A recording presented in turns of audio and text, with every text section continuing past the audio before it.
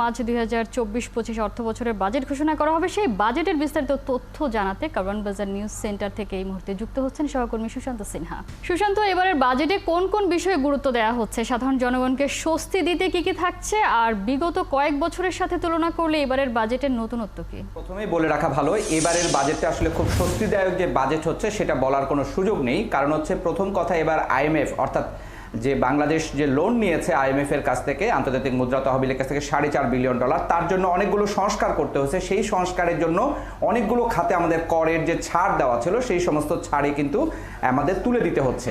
যেমন ধরেন যে এখন আমাদের শিল্প কলকারখানা স্থাপনের জন্য যে যন্ত্রপাতি আমদানি করতে হয়, কোনো গার্মেন্টস ফ্যাক্টরি বা কোনো প্রোডাকশনের জন্য কোনো যন্ত্রপাতি আনবেন, সেটার উপরে কোনো ধরনের কোনো শুল্ক দিতে হতো না। এবার আইএমএফ বলছে যে ওখানে শুল্ক বসাতে হবে, তাই সরকার 1% হারে শুল্ক বসিয়েছে। এটা গেল একটা দিক। অন্যদিকে অনেকগুলো পণ্য যেমন ফল থেকে শুরু করে আপনার এসি বা এরকম বিদেশি কিছু জিনিসপত্র যে আমদানি করতে গেলেও সেখানে কিন্তু বাড়তি শুল্ক করা হচ্ছে।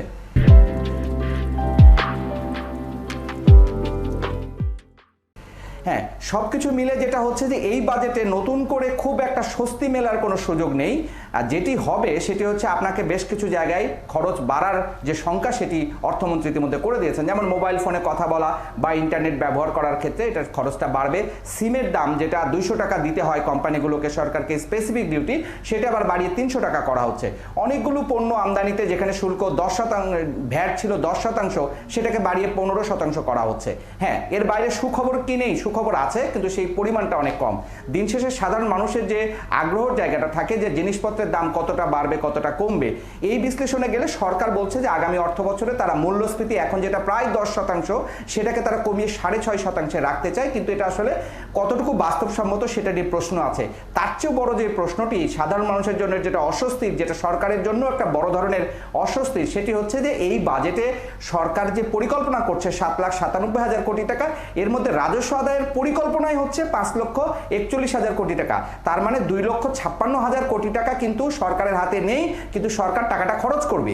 আর এই টাকাটা খরচ করতে গেলে আপনার আমার জন্য যে শিক্ষা, স্বাস্থ্য সহ জনগণের জন্য যে ব্যয় করা, অথবা ধরেন মেট্রো রেল আমরা আরো 4-5টা করার যে পরিকল্পনা করছি, কিংবা আমরা যে মেগা প্রকল্পগুলো করছি, এই সব প্রকল্পগুলো করবার জন্য যে খরচ, সেটা কিন্তু ঋণ করে করতে হবে। সেই ঋণটা মুখ্যত দেশের মধ্যে থেকে করতে হবে, এবং দেশের মধ্যে থেকে করতে গিয়ে 1,13,000 কোটি টাকার মতো যে আমাদের এই ঋণের সুদটা পরিশোধ করতে হয়, এই সুদ পরিশোধ করার এই খরচটা আমাদের সরকারের জন্য একটা অনেক বড় একটা বোঝা হয়ে গিয়েছে। কারণ 5 বছর আগে এই সরকারের আমলে 19-20 অর্থ বছরে বা তার আগের অর্থ বছরগুলোতে যদি আমরা দেখি, তখন এই মাত্র 58,000 কোটি টাকা ঠিক 5 বছর আগে আমাদের সুদ পরিশোধে দিতে হয়েছিল। এখন এই বিদেশি দেশি ঋণের জন্য যে সুদ পরিশোধের টাকার অঙ্ক, সেটা 1,13,500 কোটি টাকা। অর্থাৎ এনবিআর যে ধরে নিলাম যে 4,80,000 কোটি টাকা আদায় করবে, এর মধ্যে কিন্তু 1,13,000 কোটি টাকা আগেই আপনাকে সুদ পরিশোধের জন্য দিতে হবে।